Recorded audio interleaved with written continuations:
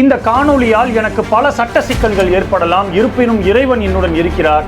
நீங்கள் அனைவரும் என்னுடன் இருப்பீர்கள் என்ற தைரியத்தில் யாம் இதை பதிவிடுகிறோம். 20 நிமிடங்களில் பாருங்கள் எவ்வளவு பேர் வெள்ளையாகி இருக்கிறார்கள்.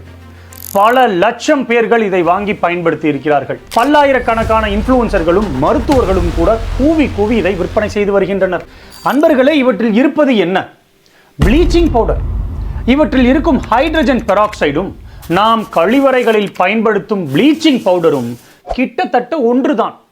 ஆக்சிடேஷன், அதாவது சருமத்தின் வெளிப்புறத்தையும் அதில் அமைந்திருக்கும் முடியையும் வெளுத்து போக செய்து தற்காலிகமாக வெள்ளையாக்கும். ஆனால் உள்ளே இருக்கும் சருமத்தின் கருமை அப்படியே தான் இருக்கும், எந்த மாற்றமும் ஏற்படாது. இது காலம் காலமாக பல பியூட்டி பார்லர்களில் செய்யப்படுவதுதான், புதிது ஒன்றும் இல்லை.